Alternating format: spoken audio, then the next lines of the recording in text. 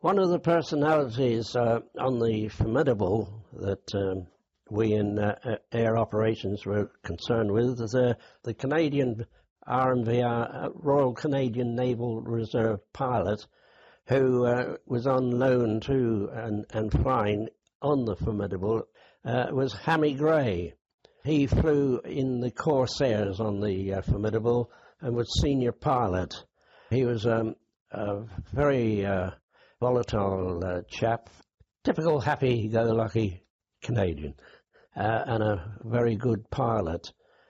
He was awarded the last VC of the war.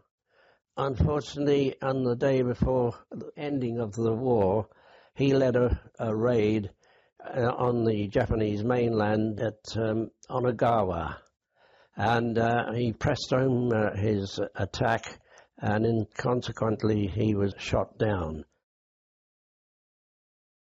On our course was a bloke called Hammy Gray, who was a Canadian, with his best pal, and who was killed later on. Hammy Gray was a first-class pilot on the 23 pilots course, which was the course before me. I was on 24th. And our life followed through all the way. But his pal was one he'd been at school with together. And they had their own car, which was a T-model Ford with no tyres on it because they couldn't get tyres for it. That used to run all the way into Kingston down the road, run round Kingston. You can imagine a T-model Ford with two sailors up, running with no tyres on the wheels into Kingston and around Kingston. Hammy and his mate were in during the whole of the bombing at St. Vincent, and they were kicking at the incendiary bombs off the roof and going down to the oil fuel depot and everything else. And we either had firefighting duties at the fuel depot in town in Gosport, or we had roof duty with a gun for aircraft flying over, and also for getting incendiaries out of the way if any dropped on the roof. And I can always remember both Hammy and his pal on the roof. The incendiaries are falling down like snow in summer, really, and they were up on the top kicking them down to the boys down below, who again kicked them further on to get them out of the way, so they burnt themselves out. And that's one thing I remember Hammy Gray for. But we were always together right the way through Canada, and our wheels crossed quite regularly from then on to the end of the war. The Hurricane was used because it was a rugged aircraft, but these aircrafts that you were liable to go onto from a Hurricane when you left Lobington could be anything, any of the American aircraft that was coming forward now, which the Martlets, which was still around early on in the affair, Wildcats, Hellcats, which were very, very fine and very rugged aircraft, designed for carrier work, and the Corsair, which was actually designed for the American Marines who couldn't fly it. And we got them, and they turned out to be the best aircraft of the lot. A beautiful airplane in the air, and solid but light. It was amazing how a big, heavy aircraft like that could fly so well. And of course, it was a radial engine, as all American aircraft were. It would they would fly at 4.5 hours, which is a long time, and they could carry a load as well. And if they hit anything, the anything usually got hurt. And this is what I want to say about the drop tanks on Corsairs, which increased our endurance from the normal 3 hours to about 4.5 hours, even 5 they could do. And our policy was to land on with them providing we hadn't been into aerial combat, because, of course, it cut down the speed enormously. So if we had to do chasing a Japanese aircraft or something, we dropped that tank so if we could get the extra speed. But if we were strafing airfields, which we were doing mainly in Japan, we were asked to bring them back on board the ship because we were very short of supplies. Well, on about the fourth or fifth day of operations we were strafing an airfield in the Tokyo plain, and I saw one of my flight after doing the strafing run just on my left with his tank on fire. So I shouted out to him to drop it, but he either didn't hear, or I don't know, and it just blew up. And of course he went straight into it. And after that, I said to the ship's officers, I said, I think we really can't risk this again. We've got to drop our tanks. We use them up, get into the target, drop them, and then get rid of them before we went in for an attack. So we did that in future.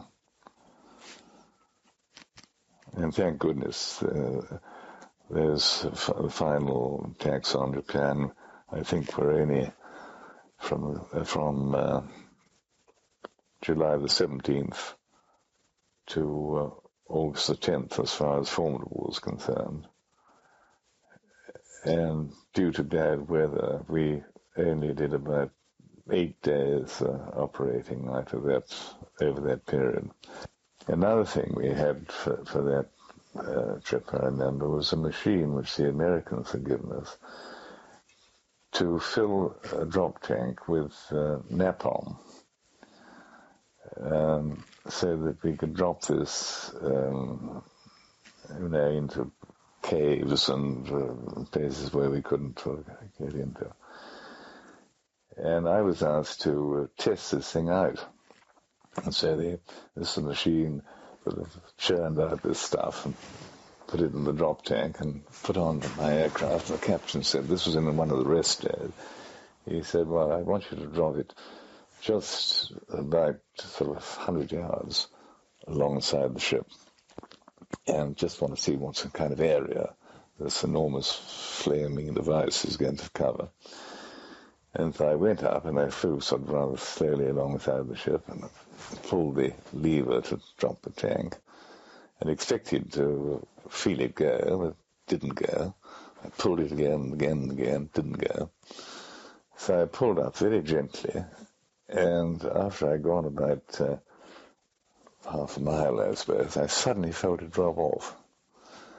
And I was just about over the destroyer screen at that time, and I was fearful that this blessed thing was going to drop right on one of these destroyers.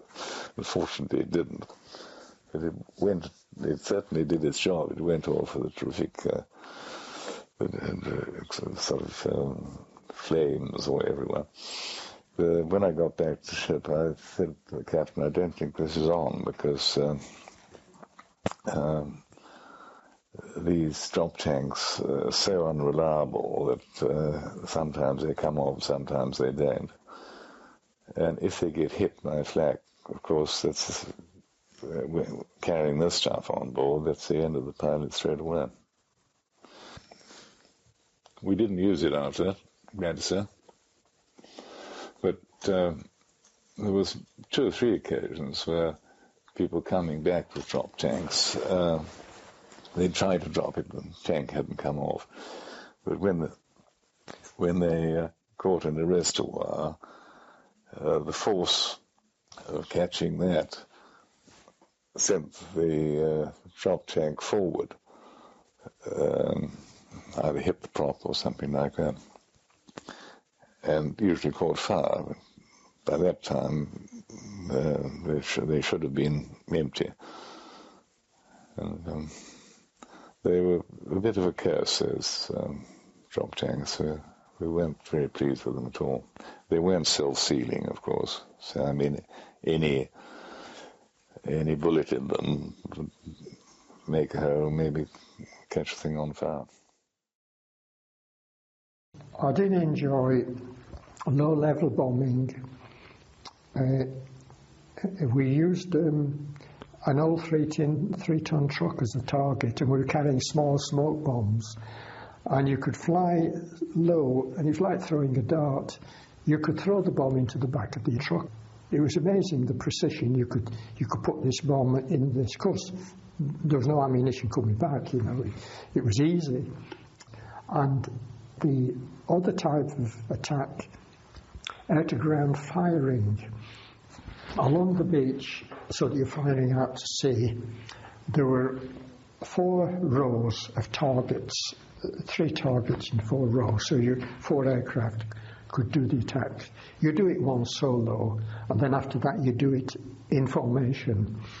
And you'd fly about 1,000 feet or so you could see the targets. And when you turn towards them, you drop down as low as you could get, for safety, if you like. And then, as you got near the target, you'd have to pull up, say 500 feet, in order to get the downward angle. But to pull up and push over was uncomfortable. So most of us would prefer the alternative, which was to roll upside down and pull down and fire like that, and then roll out and fire like that.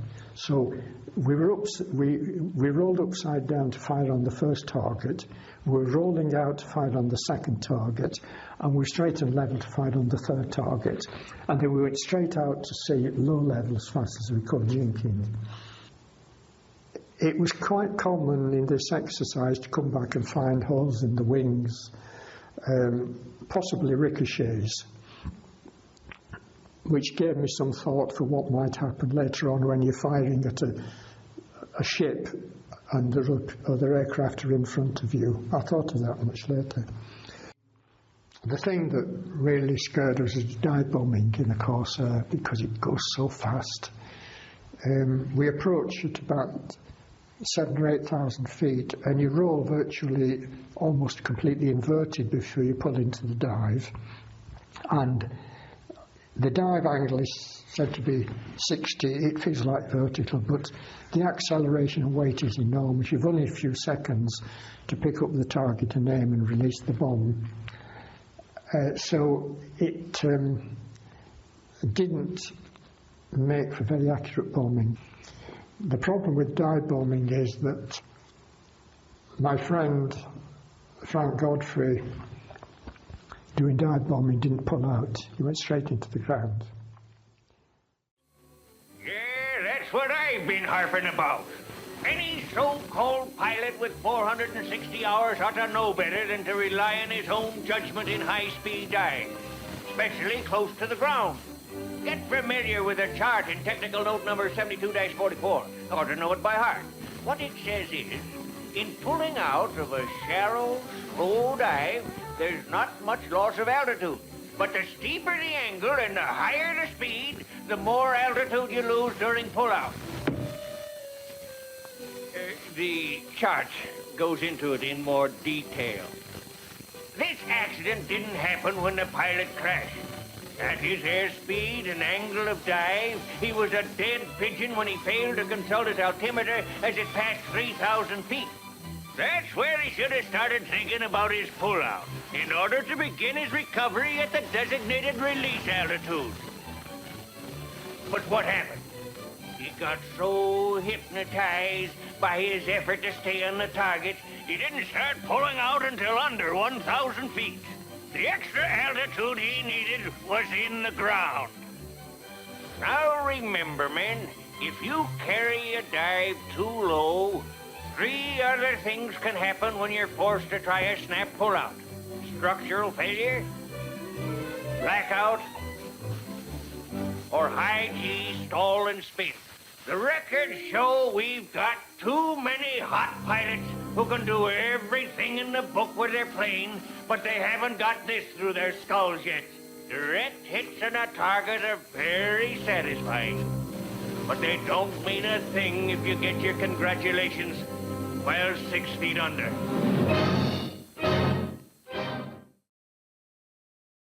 So then we went back to Sydney and we re-equipped with new Corsairs, Corsair 4s, which were, the engines started electrically instead of with cartridge starters. And we always found the cartridge starter very difficult because to get the mixture absolutely right. And if the cartridge didn't work, then another cartridge had to be selected and so on. Whereas the electric starters, much easier to start up, no problem. And then the squadrons all went ashore in Sydney and had some leave.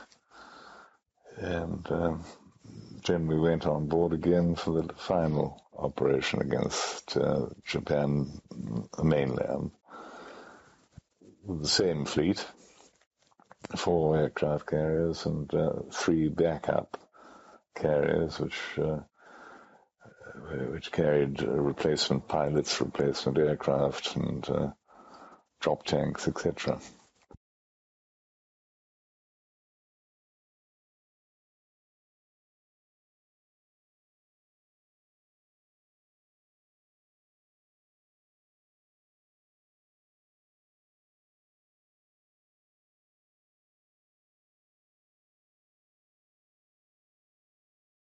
But on the very first day we were up there, it was on July the 17th, the captain asked me, I was a senior CEO, and he asked me if the other squadron could do the first strike in order to have the benefit of the element of surprise. So I naturally complied, although I was rather annoyed about it. Anyhow, they took off at about 6 in the morning, and in terrible weather. 16 Corsairs. The Avengers, the weather was too bad for them to take off, so it was really fighter strikes. And they managed to get in underneath the cloud to attack these 2 airfields, which were right on the coast. This was northern Honshu. And they did quite a lot of damage there. And by the time I took off, a lot of them were hit too. I think one was shot down, and a lot of them came back with damage, flak damage. And by the time I took off at 8 o'clock, the weather was even worse. And so I went under cloud as far as I could. I didn't know what kind of reception I was going to get, and they got a very hot reception. And because I didn't hear what they'd done. Anyhow, we got in to about, I suppose, 5 miles off the coast by my reckoning, which time the fog was absolutely right down, and I thought it was no good. We're going to hit the coast and we'll all be written off. And so I decided to go to our secondary target, which was on the east coast west coast of Japan. So we went up through this cloud, all 12 of us, in formation, close formation, and got to 10,000 feet, and we were still in cloud. And one of my boys then called up and said that his oxygen wasn't working. So I couldn't go any higher. So we had to stay in cloud until we came out eventually about 10 miles from our target on the west coast, and the weather suddenly cleared up and we were in sunshine. I looked around, much to my surprise, everybody was there. And we found our target was absolutely dead ahead, an airfield there. And so we had a great time attacking aircraft on the ground. I think we counted about 9 flamers on the ground, so they weren't dummies. And we didn't notice any anti-aircraft things. So we did the unforgivable and did another run on it. And again, nobody was hit. And we did some more damage. Then we found, on our way home, we found a train just about going into a tunnel. So we fired the engine of that, and a lot of steam came up. Then we went back into the cloud again and back to the ship. And it was rather odd later. There was a prisoner of war camp, apparently, which we didn't know about, very near this airfield. And when we got back after Sydney, at the end of the war, I was in Sydney for about 6 weeks before I came home. I met a chap who had been a prisoner of war there in the evening club in Sydney. And he said he'd seen us coming in and the whole camp was cheering. But he said, I said, I didn't notice anybody firing at you. Oh, he said, didn't you? He said, there was small arms going up at you all over the place. I said, well, we never saw it, and nobody got hit, so there must have been very bad shots.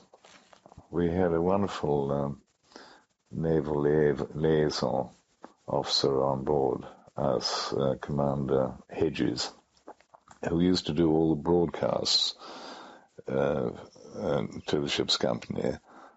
At the end of the day, he used to say what the ramrods, as we call them, the fighter attacks, had achieved, and what the bombers had achieved, and generally give commentary to the ship's company and what their ship had been doing that day. And he always made it amusing as well. We were very fond of him. We started off in northern Honshu on the first 2 days, then we went Turkey airplane on the second, inland sea on 2 days on the third. Then we went right over to the west coast, to a place called Maizuru, on one of those days. I shot down what we think was a Kate, but nobody quite knows what it was doing there. I don't think it saw us coming. It certainly wasn't attacking us or anything, but it was just flying along. And so I was so surprised, and bringing all my training at that RAF fighter course, and I did what I thought was a perfect quarter attack on it, and I pressed the firing button, and to my utter surprise, the thing just blew up, and I was absolutely mesmerized by it, and practically flew through the debris. Suddenly realized that I'd hit the blessed thing. That was off the west coast of Honshu? That was the west coast, Maizuru, which was really opposite the inland sea, the other side of Japan from the inland sea. 4:52 a.m., August 6th. The Enola Gay reaches her first checkpoint. Below is the snout of Mount Suribachi, the pork chop shape of Iwo Jima. 2 escort planes from the 509th rendezvous with the Enola Gay, the Great Artiste, and number 91. On schedule, the 3 planes wheel toward Japan. Aboard the Enola Gay, it is 7:25 a.m., and a message comes from an advanced weather plane. Advice, bomb primary. Says Colonel Tibbets, it's Hiroshima.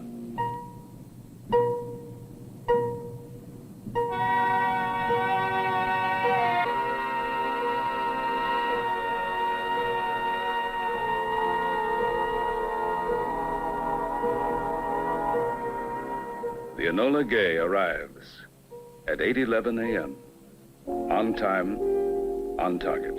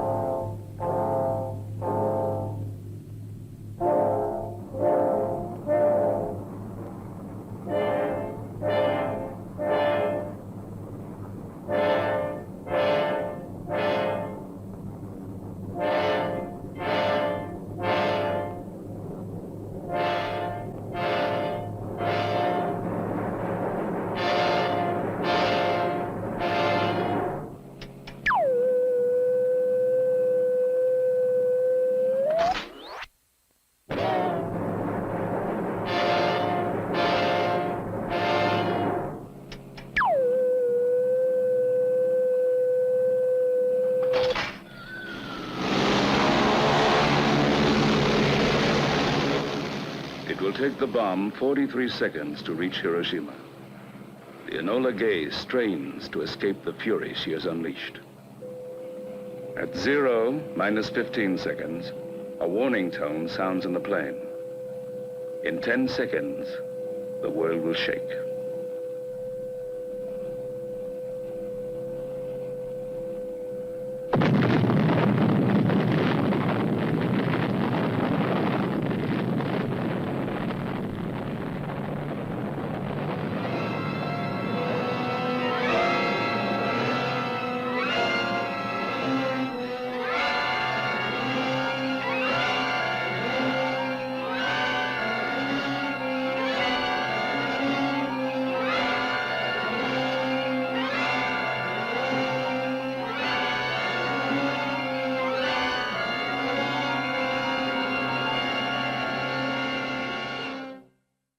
Well, we heard about that the following day, I think it was, following morning, August the 7th. And we were, at that time, we were in the refueling area. And we were to start attacking again on the 8th, I think it was. And I must say, I wondered why we were being asked to continue attacking after this enormous bomb had been dropped. And it seemed pretty clear to everybody that the Japs couldn't withstand that for very long. So I was most surprised, really, when we did those last 2 days' operations. And in a way I rather resented it, because in those 2 days I not only lost my senior pilot, Hammy Gray, but 2 other pilots, one Canadian and one British. And I just thought it was unnecessary to go on. But however, we did the 2 days on August the 9th when Hammy Gray was killed, attacking and sinking a destroyer. And again on the 10th. Vian was flying his flag in Formidable then. And I had a good friend then, I asked him about it. I said, do you think we ought to be risking people's lives after this has happened? And he said, well, the Americans want us to do it, so we've got to do it. But he said, and we were given instructions by the captain to take it easy and not to do anything dangerous in these last days, to throw from a greater height and so forth. But my dear friend Hammy Gray saw these destroyers and destroyer escorts in this little harbour when he was going, in fact, to his orders were to attack the airfields. Because all through the second period, this final period in Japan, the Japs didn't come up against us at all. No suiciders. We had 1 or 2 snoopers, as we call them, finding out where we were, but we were never attacked. And so all our operations were aggressive, attacking the airfields and shipping and so forth in Japan. The briefing was, it seemed to me, fairly informal in that they already knew the geography and the pattern. The fleet was working its way slowly up the coast, and aircraft on the ground were always a high priority because of kamikaze, but shipping warships was a higher priority. Effectively, the fleet were working up the coast, delousing the coast as they went. So each time you moved up, you find new harbours and new shipping. So we were briefed to attack an airfield which has been attacked regularly, had been attacked early that morning. But on the last minute before takeoff, our leader, Gray, was given a verbal message, warships in this bay, Onagawa, higher priority. It just happened that I had to give Hammy Gray a change in operational orders whilst the waiting to take off for this raid on Onagawa.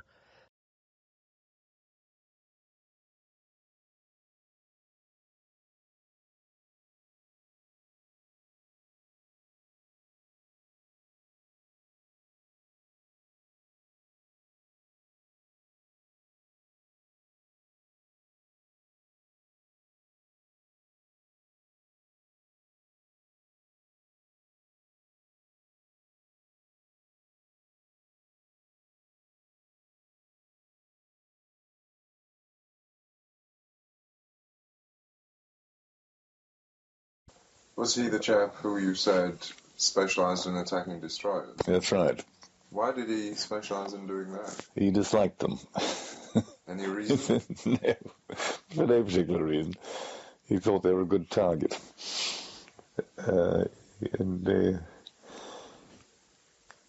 Well, he, as I say, he happened to see these on his way in.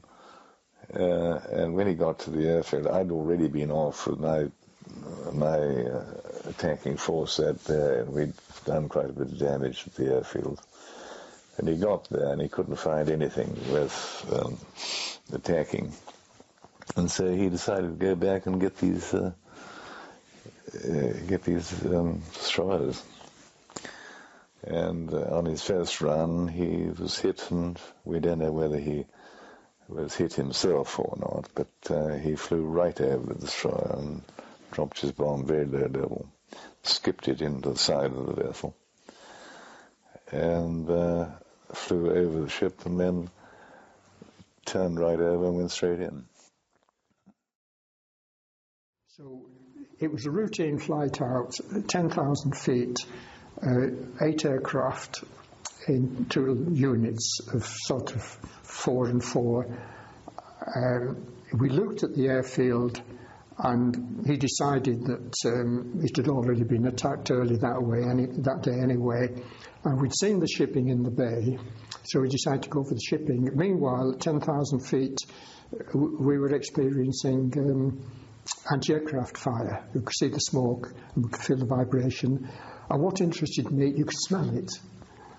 We weren't using oxygen, but you could smell it, which I'm a bit surprised at that. So the leader decided to go for this destroyer. Well, from 10th, there was the sea and the hills. We were flying over hills, and then we had to fly more or less down the contour of the hills, and then level out to what would be effectively a fairly low-level, slight diving attack, not a steep dive at all. All 8 aircraft going down this one direction. And the order of flight obviously must have got disturbed, as I discovered later on from reading. And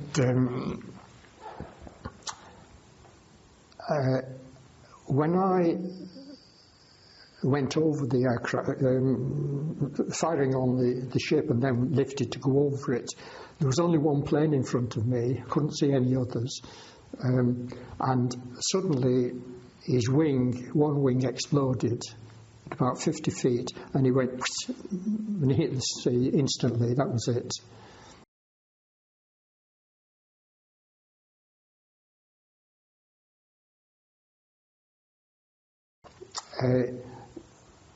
We formed up. The man I was my number one became now the leader for the rest of us. We formed up, and we went back and made more attacks. And according to that book, Formidable Hero, when I read later, that said we sank 2 destroyers and put a bomb into a third. I know we attacked 3 ships.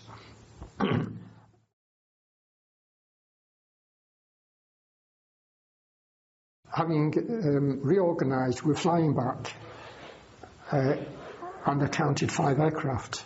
Should have been 7. I didn't know what had happened to the other 2 until later, but I immediately found that I was flying too fast. I couldn't throttle back. The throttle was jammed. So I told them, so they had to speed up a little bit to keep with me.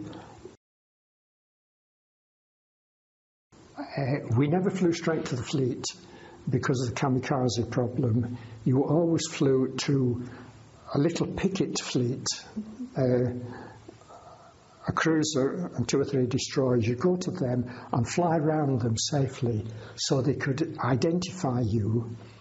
You'd already given a warning anyway. They knew you were coming. But they were also delousing to make sure you're not picked up a Japanese kamikaze coming with you. It did happen. Once they'd cleared you, they would send you up to the main fleet, up a corridor, safe corridor. That was the only route to safely approach the fleet. And as soon as we got near the fleet, you break off to pick up your own aircraft carrier. The battleship King George V, the flagship, was in the centre, and then there'd be a sort of diamond pattern of 4 carriers, and quite some distance between them. Well, as soon as we went into the circuit and putting the undercarriage down, I realised I couldn't because I had no hydraulic power. So I left the circuit and started going around King George V, pumping the undercarriage down, dropped the seat to make it comfortable and started pumping away. And so my flying was a bit ragged, but it didn't matter. And I thought, I wonder how many guns are following me, because it wasn't uncommon. A number of planes had shot down by friendly fire. So I got the wheels down and locked. So I then rejoined the circuit and I pumped the flaps down. Now, I'd reported all this to the carrier, obviously. The carrier now was forward of the barrier, was crowded with aircraft, those that had just landed and those bombed, ready to go. I wasn't given permission to land, and I wasn't refused permission to land. I'd no response. So I thought, okay, I went into land. And the flaps don't lock down. I had to keep pumping them down, as I discovered, because on the last approach, I could see these flaps creeping up. And I'd worked it out in advance. If I tried to open this throttle, it might open, it might not. And if it does open, it might ratchet and not come back. So I thought, I may not have power to take a wave off. I was chancing my arm, but I thought, well, it's a choice of bailing out or ditching, and this is a good aeroplane. I didn't want to waste it. That was my main thought. And I told them I'd have to switch the engine off. So I went in, hit the deck, felt the arrestor wire, enormous relief, switched the engine off, switched myself off. Thumping on the cockpit, pointed out that the engine hadn't stopped. It was still running at something like 60% of full power. So it was still pulling on the wire. They couldn't unhook it anyway. And if they had, I'd have gone straight into the barrier. So it took me a little while to work out how to set up an engine. We'd not been trained to switch the petrol off. Never happened before. So I switched the petrol off. Now I'd finished. And then I staggered out. And I tottered into the crew room and started dropping all this gear. And the tannoy said, "Hughes, report to the bridge." I thought, I'm in for it this time. I went up to the first level, which is the air bridge, not us. Went up to the captain's bridge, not us. I went up to the Admiral Vian, or Vian, who was the Admiral of the carriers. And I stood in the just inside the door of the bridge in a scruffy blue workman's boiler suit. They were short of flying suits, so I had to make do with a boiler suit. I couldn't imagine how scruffy I was. And everything was gleaming. You know, a midshipman lifted a flap and snapped at the engine room to tell them to stop making black smoke. And then a few minutes later he did it again and tell them to stop making white smoke. Oh, good Lord, what's going to happen to me? And there was an enormous thump on the back of the shoulders. I don't know why I didn't fall over. I tottered a few steps, turned round, and there's the Admiral grinning all over his face. I suppose it was his way of saying, "OK, good show," or whatever. And he let me go. The other two who had left early one had had his undercarriage damaged and dropped, so he had to fly back and somebody escorted him back. The interesting thing is that later on I discovered that the leaders, I hadn't been told, or I don't remember, the leaders had been told the war's nearly over, take it easy. And this was the day they dropped the second atom bomb. And perhaps the worst thing of all was that in the afternoon, one of our squadron pilots, making a priority landing because of the fuel leak, he ran out of fuel a few feet from the deck. And instead of landing on the deck, and 3 or 4 seconds of petrol would have done it, he hit the back and probably concussed. The aircraft broke and it fell into the sea and he didn't get out. He was a Canadian, and the Gray who was shot down in the morning was a Canadian, and both of those were probably on their last official flights. After I'd landed my aircraft, I now knew the ignition wasn't working. The next day I went down to see the engineers to find out what the problem was, and they burst out laughing and said, "Oh, that thing, it's a non-flyable dud." I said, "Oh, okay, so what else, don't I know?" And they said, "Well, the shrapnel that caused the damage that you're aware of, it went into the supercharger and rattled around the supercharger. You could not have taken off." He said, "As a matter of fact, you could not have taken a wave off." The right decision there would have been to order me to bail out or ditch, because I was not only putting myself at risk, but putting the whole ship and a lot of people at risk. He had a reputation because he'd been attacking the Tirpitz, and he'd already won the DFC, and he was due for another one. He had this very characteristic, determined, go straight into it. Well, that's all you can do in that situation. Now, it is not generally well known, but in combat flying, skill counts. In dogfighting, skill counts. And the squadron losses in combat flying are a certain level, but as soon as that same squadron goes down to do ground attack on well-defended targets, the loss rate goes up by a factor of 3.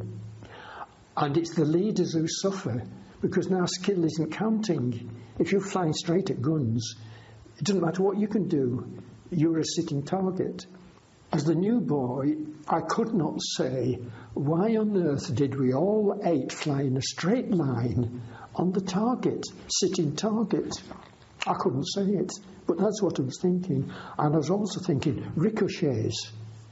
Who shot Gray down? The Japs, or us, or me?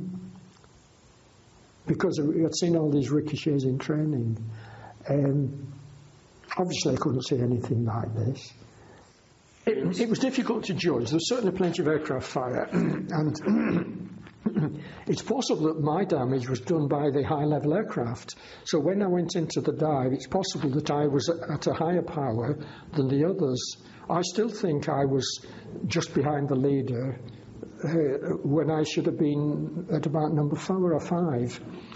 Certainly, the other wingman in our unit was ahead of his unit. We were all going down at different speeds.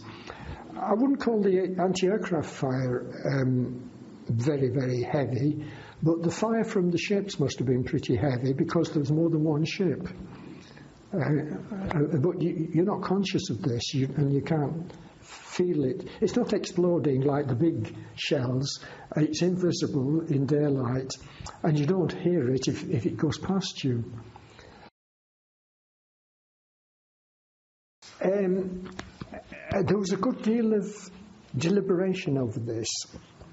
And the decision was made by the Admiral, the captain, and the leader of the squadron. They had a long meeting over a lot of discussion, and he might have had the DFC for that, or DSO otherwise, but after much deliberation they felt that it was right to an award of a Victoria Cross for this special circumstances, and possibly because only one other Victoria Cross had been awarded to the Fleet Air Arm, and that was to the man who made a suicide attack, Esmond, on the Shornost and Eisenhower in their dash through the tunnel, flying 6 swordfish, and they were all shot down.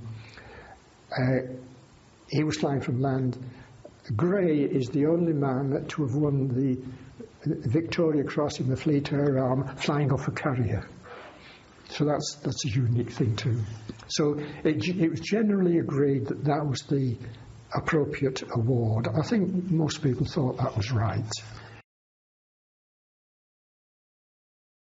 I went to the ceremony at Onagawa, laid on by the Japanese, because overlooking where Hammy Gray was shot down, there is now a pier or jetty, but in effect a piece of Canadian granite suitably inscribed is on the hilltop overlooking the bay where Hammy Gray went into the water, and due respect was made by the Japanese and some of the Canadian staff from the embassy in Tokyo, and I had the honour of being invited to go out and participate and place a wreath on his monument on behalf of the ship's company